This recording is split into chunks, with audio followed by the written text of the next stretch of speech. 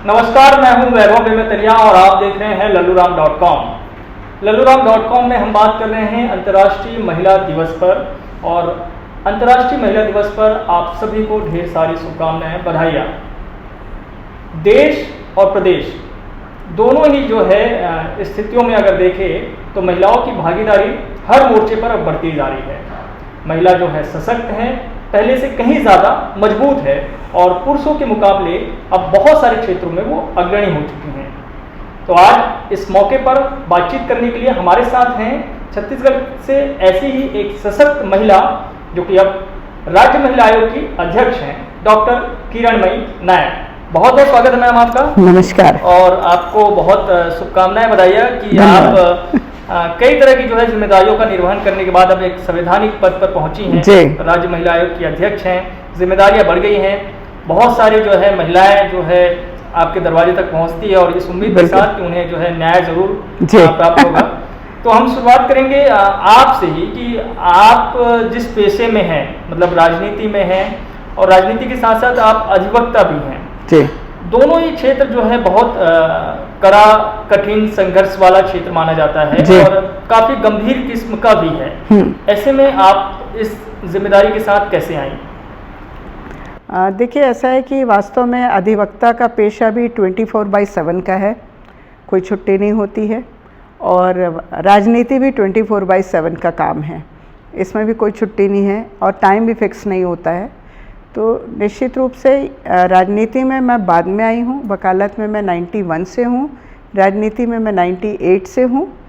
पर यह कि वकालत में जो काम कर रही थी उसका फ़ायदा राजनीति में भी मिलता है कि हमको चीज़ों को समझने में, उस पर रिएक्शन देने में और उस पर निर्णय लेने में समय नहीं लगता है।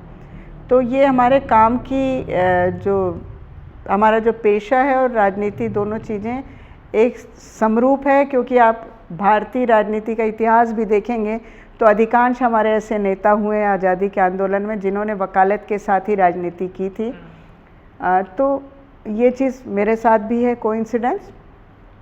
और हाँ, ये है कि उसके साथ परिवार का तालमेल में थोड़ी सी बहुत सारी चीज़ों को सैक्रिफाइस करना पड़ता है कि हम आम गृहिणियों की तरह हर सुख सुविधा को उस तरीके से एंजॉय नहीं कर सकते हैं। तो हमको कहीं ना कहीं घर, परिवार और काम में तालमेल बनाना पड़ता है। बस उतनी ही बात है, बाकी तो सब चीज़ें ठीक है। तो आप बचपन से ही यही सपना देख रही थी कि मुझे वकालत के पेशे में? बिल्कुल नहीं।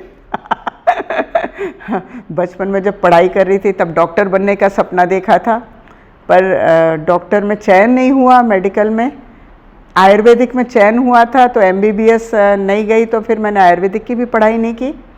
फिर मैंने लॉ की पढ़ाई की, मुझे तब लगा कि मैं शायद जज बनूंगी।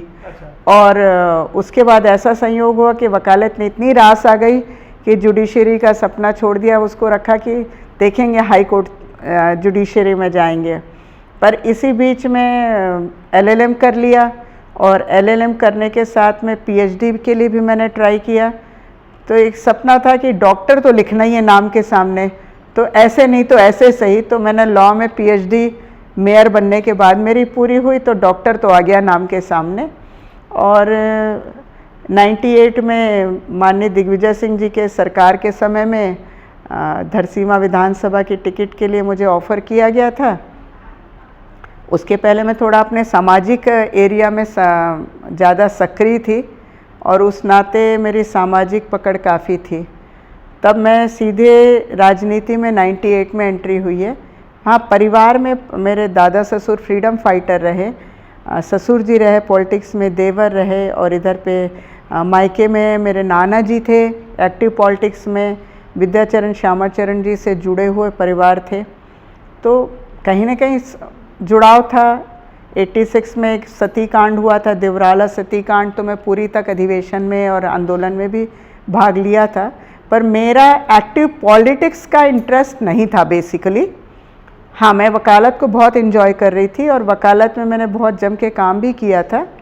पर राजनीति में आने के बाद से राजनीति को भी मैंने उस तरीके से लिया, और जब मेयर में आई तो फिर वकालत में 24 घंटा समय नहीं दे सकती थी, तो वकालत से धीरे धीरे कट ऑफ हुआ है। पर मेरा ऑफिस आज भी है, मैं शाम को कंसल्टेंसी अभी भी करती हूँ, मेरे जूनियर स्टाफ अभी भी काम करते हैं, तो मेरी वकालत की ऑफ़िस अभी भी चल रही है।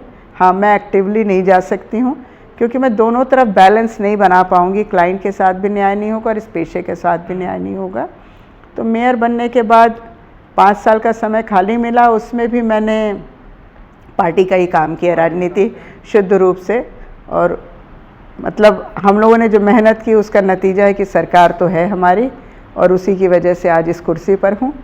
तो बस ये है सफ़र। मैं उस विषय पे भी आऊँगा जब आप महापौर रहती हुई आपने जब रायपुर के लिए काम किया, लेकिन मैं ये जानना चाह रहा हूँ अधिवक्ता के तौर पर जब आप काम कर रही थी, कभी कोई इस तरह के कोई केस रहे होंगे जिससे आपका जुड़ाव बहुत जो है काफ़ी अंदर तक रहा हो, भावनात्मक तौर पर रहा हो, या किसी केस को आप याद करते होंगे? उदाहरण के तौर पर अभी भी जब आयोग की सुनवाई वगैरह में आप जब जाती होंगी, महिलाएं ऐसी कोई आ जाती होंगी जिसका केस आपने बतौर अधिवक्ता के तौर पर लड़ा हो, कोई है ऐसी बात? देखिए, मतलब एक लीग से हटकर यदि कहूँ तो एक केस है जो कि हिस्ट्री बना है छत्तीसगढ़ मध्य प्रदेश के इतिहास में, और वो अब ट्रेनिंग का पार्ट है, पुलिस ट्रेनिंग का पार्ट है। एक पलारी में एक मर्डर केस हुआ था और उसमें उस परिवार के 18 लोगों को ही दोषी मान करके 3 दिन तक अवैध रूप से थाने में रखा गया था। तो उसमें जो पलारी थाना के टीआई थे, बिना एफआईआर के उनको रखा था और एफआईआर नहीं करने के लिए रिश्वत की मांग किया था।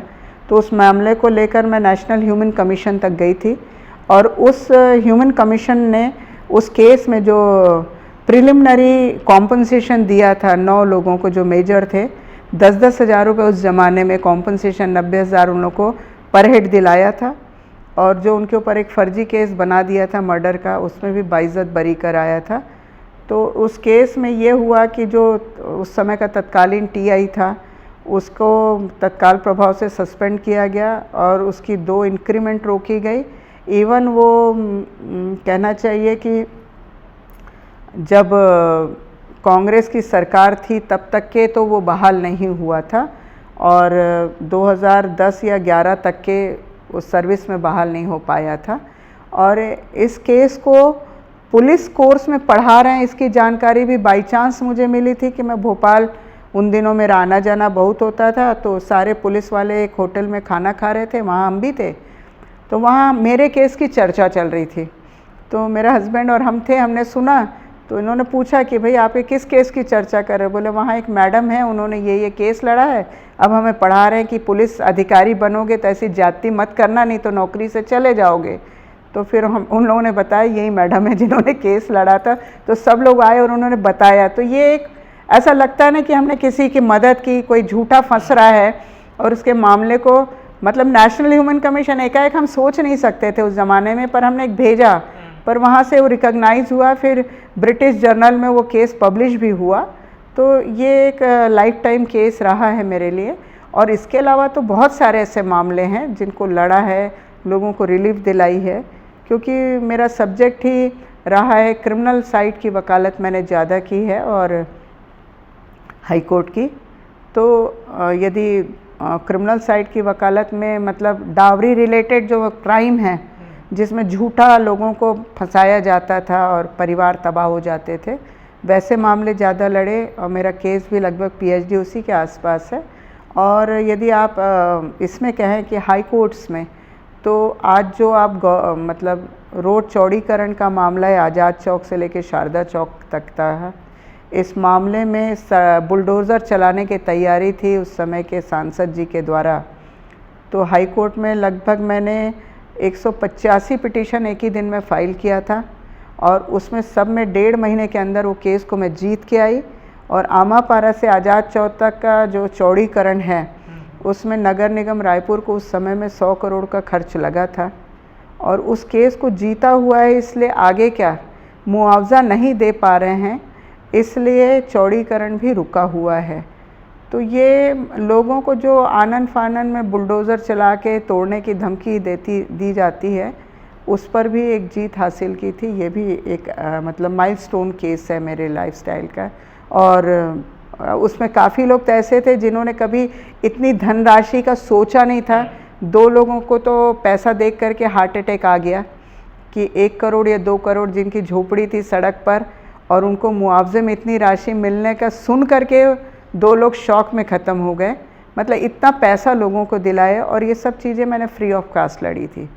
जब आप रायपुर महानगर की जो है प्रथम नागरिक बनी और किसी महिला का जो है इतनी बड़ी जिम्मेदारी को जो है निर्वहन करना बतौर महापौर, जब आप आई यहाँ पे चुनकर, आपके सामने ढेर सारी चुनौतियाँ थी जी। रायपुर को काफ़ी अच्छा, सुंदर और स्वस्थ बनाने की। आपको लगता है कि जो एक महिला जब इस तरह से राजनीति में आती है और उसके पास एक बड़ा ओहदा जब हो जाता है, वो जैसा अपने घर को देखती है, घर को जितना खूबसूरत बनाने की कोशिश होती है, वही जो है तस्वीर वो बाहर भी देखती है। बिल्कुल सही है। होता क्या है कि एक महिला को मालूम होता है कि ये मेरा मंथली बजट है, तो उसमें वो घर में बच्चों को, परिवार को, समाज को कैसे मेंटेन करती है, ये एक महिला का एक स्किल होता है। तो वैसे ही हमको भी पता था कि हमारे पास कितने रिसोर्सेज हैं, उसमें हमें क्या मैक्सिमम आउटपुट देना, मिनिमम इनकम में मैक्सिमम आउटपुट। तो ये हर महिला का इनबिल्ट क्वालिटी होता है, और इसीलिए जो हमारी यूपीए गवर्नमेंट थी वो 33% जो रिजर्वेशन ला रही थी, वो इसीलिए कि राजनीति में महिलाओं के आने से एक चेंज तो आता है। और जो माननीय राजीव गांधी जी ने किया 50% आरक्षण अर्बन, हाँ पंचायती में, 33% अर्बन एरिया में, तो कहीं ना कहीं हम उसकी वजह से तो हम आ पाए। यदि आप कहेंगे कि भाई हम पुरुषों से लड़ें चुनाव और फिर हम जीत के आए, फिर अपनी काबिलियत प्रूव करें, तो उसमें बहुत समय लगता है। पर हाँ, महिलाओं से कॉम्पीट करती हैं रिजर्वेशन में, तो निश्चित रूप से जो सशक्त महिला है वो आएगी और वो प्रूव करेगी। तो मैं ये नहीं कहती कि हर महिला नहीं कर सकती, हर महिला कर सकती है, अपने अपने लेवल पर बेस्ट ही करती है। हाँ, कुछ पढ़ी लिखी कम होने की वजह से किसी की मदद लेके करती है, एक अलग बात है। तो ये फ़र्क तो पड़ा है, और ये इसका उपयोग मैंने भी किया महापौर बनने पर, क्योंकि जब हम आए थे तो भारतीय जनता पार्टी की सरकार थी, और वहाँ से बिल्कुल हमारे ऊपर ऐसी निगरानी रखी जाती थी कि पता नहीं कौन अधिकारी कब आ रहा है और क्या कर रहा है, तो कुछ गलत तो नहीं कर देंगे। तो मेरे ऊपर बहुत नज़र रखी गई, कोशिश बहुत की गई, बहुत संघर्ष चला, परंतु वकालत का पेशा होने से, फाइलों की प्रोसीडिंग मुझे मालूम होने से, क्योंकि वकालत में है तो हमको फाइल प्रोसीडिंग पता होती है और क्या लिखना है और हमारे लिखने का इम्पैक्ट कहाँ तक जाएगा वो भी पता होता है। तो इस वजह से मुझे नगर निगम का प्रशासनिक काम करने में दिक्कत नहीं आई, और उसका फ़ायदा भी ये हुआ कि मेरे लिखे हुए को कोई इनकार भी नहीं कर सका, और मैंने केवल पेपर पर ध्यान दिया, लिखा पढ़ी पर ध्यान दिया, तो मेरा काम स्मूथ होता गया। कितनी भी रुकावटें डालने की कोशिश की, पर सक्सेसफुल नहीं हो पाए, और वही नतीजा है कि आज तीसरी बार भी महापौर कांग्रेस का बना है और अब सरकार भी कांग्रेस की है। और एक चीज़ और शायद आप जो बता पा रही कि अब आपके आने के बाद या सरकार के बदलने के बाद आयोग सिर्फ जो है अनुशंसा करने वाले जो है जगह के तौर पर नहीं है, सिफारिशें नहीं है, बल्कि उन सिफारिशों असल में क्या है कि सभी नहीं, देखिए जब मैं आई थी, ज्वाइन किया था ना, तो मुझे भी यहाँ के अधिकारी कर्मचारियों ने कहा कि मैडम हम लोग तो केवल अनुशंसा कर सकते हैं। मैंने कहा ठीक है, लाओ एक्ट को लेकर के आओ। फिर एक्ट को 1 बार 2 बार 3 बार पढ़ा। मैंने कहा देखो इसमें प्रावधान है कि आयोग को सिविल कोर्ट के पावर है।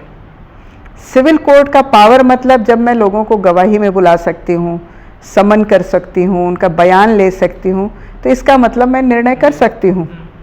अब ये चीज़ जब उनको समझ में आई तो बोले मैडम देखते हैं आप क्या करेंगी, मतलब सबका एटीट्यूड ये दिख रहा था। और फिर 1 सुनवाई 2 सुनवाई, और उसके बाद जो मैंने एक्शन लेना चालू किया तो 1-2 बार लोगों ने टोका कि मैडम ये आप हम गलत कर रहे हैं, कोई चैलेंज करेगा हाई कोर्ट में। मैंने कहा देखा जाएगा, करेंगे तब फेस करेंगे, हम तो हैं वकील ही। तो भाई यदि मैं 1000 मामले करती हूँ और उसमें महिलाओं को रिलीफ मिलती है, तो निश्चित है कि 10-12 तो मेरे से नाराज भी होंगे और 10-12 मुझे चैलेंज करेंगे। तो फ़र्क क्या पड़ता है भाई, मैं 999 लोगों को तो संतुष्ट कर पा रही हूँ ना, तो 10-12 नाराज होना स्वाभाविक और बहुत छोटा का वो है फिगर है। इसलिए मैंने कहा कि उसको देखते हैं, हाई कोर्ट में जाएगा तो हम लोग खड़े होंगे और अपनी बात रखेंगे और वहाँ से भी जीत के ही आएंगे। तो अभी कुछ 6-8 मामले हमारे खिलाफ हाई कोर्ट में भी गए हैं और लोगों ने स्टे भी लिया है, पर हमको मालूम है कि अंततः जीत तो हमारी ही होनी है। तो आपको लग रहा है कि जुलाई से आपने जो है जब पदभार संभाला यहाँ पे, तो कुछ ही महीने हुए हैं हाँ। आयोग के कार्यकाल में आपको बतौर अध्यक्ष, तो आपको क्या लग रहा है कि इन कुछ महीनों में हम देख रहे हैं कि आपने बस्तर से लेकर के सरगुजा तक की भी यात्राएं आपने कर ली है और वहाँ पे जाके आपने सुनवाई की।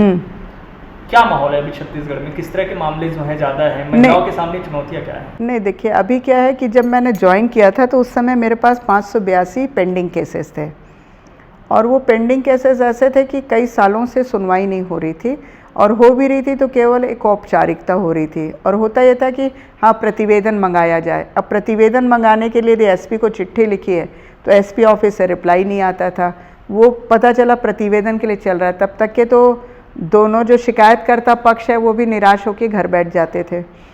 तो हमने कहा कि ठीक है, चलो शुरू करते हैं। तो हमने रायपुर में पहले शुरू किया, क्योंकि मेजॉरिटी में हमारे पास मामले रायपुर से हैं।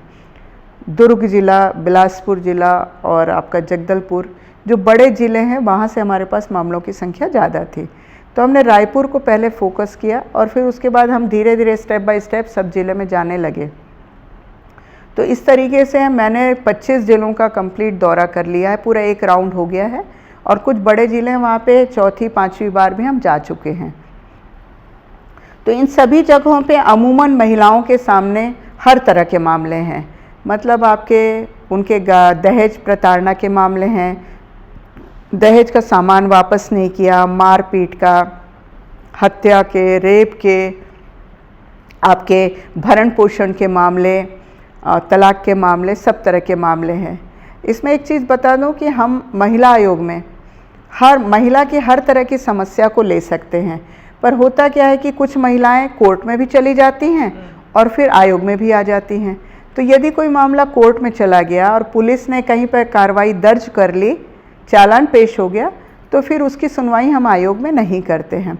एक्सट्रीम कंडीशन में कोई एकदम एक्स्ट्रॉर्डनरी कोई मामला है, कहीं पर कुछ एकदम इनजस्टिस है, तो ज़रूर हम करते हैं, अदरवाइज़ हम इससे मामले लेते नहीं हैं। कुछ यूनिक मामले अभी इसमें भी किए हमने।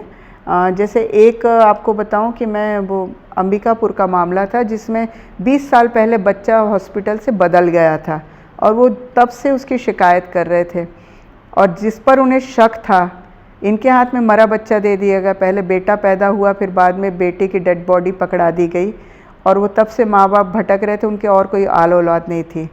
और जिसके ऊपर उन्हें शक था, वो बच्चा अब लगभग 20 साल का हो गया, तो अपने ओरिजिनल माँ बाप की शक्ल में आ गया है। तो वो आए, तो हमारे क्षेत्राधिकार के बाहर है करके हम लेते नहीं, पर जो कारण था वो जेन्युइन था, तो हमने कहा ठीक है, सुनवाई में रखते हैं, बाद में देखेंगे। तो फिर वहाँ पर उसको हमने डीएनए टेस्ट के लिए किया है, क्योंकि ये जेन्युइन है मामला, डीएनए टेस्ट से पता चल जाएगा कि उसका शक सही है या नहीं। तो अब वो डीएनए टेस्ट के लिए ऑर्डर किया है, और वो उसको करा भी रहे हैं। तो ऐसे हमारे जो एडवोकेसी की स्किल थी वो भी हो रही है, कहीं पे नार्को टेस्ट कराया, कहीं डीएनए, कहीं पे फॉरेंसिक एक्सपर्ट भेजा। तो ये हम इस तरीके के प्रयोग भी कर रहे हैं, और इन सब का नतीजा भी बहुत अच्छा मिल रहा है।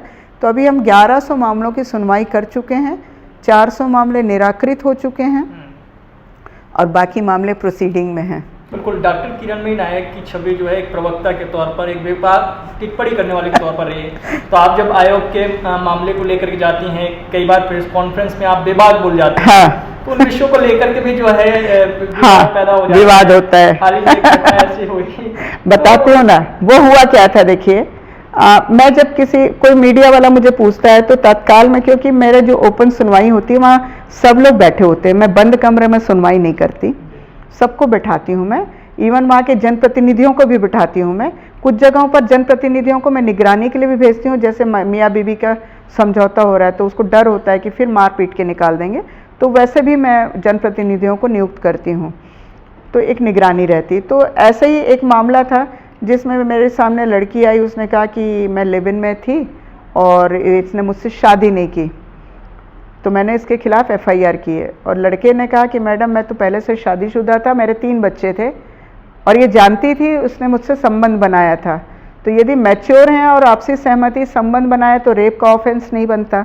ठीक है, आपने लिखा दिया। तो मैंने उस लड़की से पूछा कि आप जानती थी इसकी पहले शादी और बच्चे? तो उसने कहा हाँ मैडम, मैं जानती थी। तो मैंने कहा आप क्या चाहती है? तो बोलते मैं चाहती हूँ कि अपनी पत्नी को तलाक दे और मुझसे शादी करे। मैंने कहा दोनों गलती कर रही हो आप। एक तो लिव इन हमारे समाज का कल्चर नहीं है, आप जानबूझ के उसमें इन्वॉल्व हुए, वो भी थोड़े दिन नहीं 3 साल तक के। आपको मालूम था कि शादी के लिए नहीं है? बोले हाँ मालूम था। तो मैंने कहा कि अब आप एक महिला हो, आपको न्याय दिलाने के लिए मैं उस शादीशुदा पत्नी को तलाक देने के लिए कैसे बोल सकती हूँ? बोले आपको करना चाहिए, मैं आई हूँ। मैंने कहा नहीं, ये मेरा काम नहीं है, मेरा काम किसी का घर उजाड़ना नहीं है, जोड़ना है। और आप उसके खिलाफ रिपोर्ट लिखा चुकी है तो मेरे यहाँ से मामला खत्म हो जाएगा। ऐसा करके मैंने मामला खत्म किया। तो पत्रकारों ने सवाल किया और मैंने वही जवाब दिया कि भाई आप जब सहमति से संबंध में हो तो फिर अपराध की बात कहाँ से आती है? तो उसको लोगों ने कहा कि मैडम आप तो एंटी विमेन हैं। मैंने कहा हाँ बिल्कुल मैं तो हूँ। तो मुझे बोले आप माफ़ी मांगो। मैंने कहा बिल्कुल नहीं, क्योंकि यदि किसी महिला का घर उजाड़ना एंटी विमेन काम है तो ये काम तो मैं करती थी, हूँ और करती रहूँगी। तो फिर उसके बाद कोई फ़र्क नहीं पड़ा, क्योंकि एक पक्ष ने उस बात को अपने 2 अखबार में, मैं नाम नहीं लूँगी उस पेपर का, बिलासपुर एडिशन में उन्होंने पूरी तारीफ छापी और रायपुर एडिशन में उन्होंने उसको मसाला हेडलाइन दे दिया। उसके कारण ये पूरा बवाल क्रिएट हुआ। तो मैंने कहा ठीक है क्रिएट हुआ, पर उसका हुआ ये फ़ायदा, हर चीज़ के फ़ायदे और नुकसान है कि कुछ लोगों ने क्रिटिसाइज़ किया, यहाँ पुतला दहन भी किया मेरा, जबकि संवैधानिक पद पे हूँ तो हम लोग राजनीति से हट जाते हैं, पुतला उतला दहन, नहीं तो पॉलिटिकल रहने से तो हमारा वैल्यू बढ़ती है। तो फिर मैंने कहा कि ठीक है, परंतु वो हुआ है कि नेशनल लेवल पर वो समाचार छपा और मुझे अलग अलग राज्यों से बहुत सारे लोगों ने फ़ोन करके बधाई दिया कि मैडम आपने सही मुद्दे को सही तरीके से प्रेजेंट किया और आप डरे झिझके बिना बोले हैं तो हम आपको बधाई देते हैं। मैंने कहा थैंक यू। कि आप अपने मैं उस पर कभी नहीं, हाँ बिल्कुल नहीं, मैंने कभी बिल्कुल कायम हूँ। हाँ के तौर पर सवाल भी उठाए कि नहीं ये नहीं होना, केस के हिसाब से किया मैंने कहा ना जिसको सवाल करना वो दोनों रखने। आपको लग रहा है कि इस तरह के मामले जो है बढ़ने लग गए हैं? मतलब बहुत आ रहे हैं, लिव इन के मामले हमारे यहाँ बहुत आ रहे हैं। हर एक, मतलब क्या है कि ये जो पश्चिमी कल्चर है वो उसका भारतीकरण कर देते हैं। जैसे चाइनीज़ में नूडल्स का भारतीकरण हो गया ना, वैसे ही सब कोई लिव इन का भारतीकरण करते हैं। पहले सहमति से रह लेते हैं, उसके बाद दबाव डालते हैं कि शादी करो। कानूनी तौर पर, और ये कानूनी तौर पे भी नहीं हो सकता है। आप दूसरी मैरिज करते हैं, वो दूसरी मैरिज भी आपकी इलीगल ही काउंट होती है अनलेस अनटिल आपने तलाक दिए बिना आपने दूसरी मैरिज किया है। तो दूसरी मैरिज का अस्तित्व तो नहीं, पर उसके बच्चों का अस्तित्व होता है। तो जब आप लड़की रजामंदी से लिव इन में रहती है तो फिर लड़के को क्या प्रॉब्लम है? बात उठाते हैं लोग, इसमें जो है वो तो नहीं, बीच के आपसी समझ, मैं क्या बोल रही, आपसी समझ है, सहमत का मसला है। तो फिर आपको नहीं, संस्कृति इसलिए कि 3 साल के बाद आप आखिर घूम फिर करके शादी पर आते हो और उसके बाद फिर आप आयोग के दरवाजे, फिर उसके बाद आयोग के दरवाजे पे आते हो। तो भैया पहले शादी कर लो ना। गलती आपसे होती है, फिर न्याय हमसे मांगते हैं न्याय आप। भाई आप, किसने कहा आपको कि आप, ये कल्चर पश्चिम का कल्चर है, वहाँ के लोग शादी नहीं करते हैं, पर हम भारतीय मानसिकता के लोग हैं, हम लोग बिना शादी के इसको अवैधानिक मानते हैं। और अवैधानिक मानने को आपने यंगस्टर में कानून नहीं मान्यता देता, इसको लिव इन को मान्यता नहीं देता है कानून, कहीं नहीं मान्यता देता है कानून। आपको वैधानिक दर्जा नहीं मिलता, कहीं पर भी नहीं है, ना हाई कोर्ट में ना सुप्रीम कोर्ट में। इवन रेप का जो ऑफेंस है उसमें है 16 साल से अधिक उम्र की यदि है और स्वेच्छा से सहमति से संबंध बना रही तो रेप नहीं है। अब आप 3 साल संबंध बनाते हैं, उसके बाद आप कहते हैं कि साहब ये दैहिक शोषण है मामला। तो कई बार ऐसा भी हुआ है क्या कि पुरुष भी न्याय मांगने के लिए आगे होंगे? आप बहुत अभी है एक इंटरेस्टिंग केस, वो भी लिव इन से रिलेटेड है, क्योंकि हमारे सामने बोल्डली लड़कियां बोलती हैं। अभी ये मामला हुआ रायगढ़ में, एक लड़की ने अपने हस्बैंड के खिलाफ 498A की रिपोर्ट दर्ज करा दी थी और हमने जब सुनवाई पे बुलाया तो उसके हस्बैंड ने कहा कि मैडम मैं तो अपने माँ बाप को जंगल लेके 3 महीना फिरा हूँ, हाई कोर्ट से जमानत पे अभी आया हूँ और ये लड़की तो मेरे से दूसरी शादी की है। अब आप सोचिए, खुले उसमें मुझे कोई कहे कि ये पहले से शादीशुदा थी, लड़के का तो समझ आता है, पर पत्नी के ऊपर उसने आरोप लगाया। तो मैंने कहा कि देखो फालतू बात मत करो, तुम सबूत बताओ। बोला मैडम मैं कागज का नहीं जिंदा सबूत लाया हूँ। अब मेरे पास फिर एक आश्चर्य, मैंने कहा बुलाओ भाई। तो वो लेके आ गया, तो वो उसका पहला पति निकला। उसने दस्तावेज दिए कि मेरे से शादी किया, 4 साल मेरे साथ रही, और उसने कोर्ट में केस भी लगाया कि मेरी पत्नी ने मुझसे बिना तलाक लिए दूसरी शादी की। उस नोटिस से उस दूसरे आदमी को पता चला था।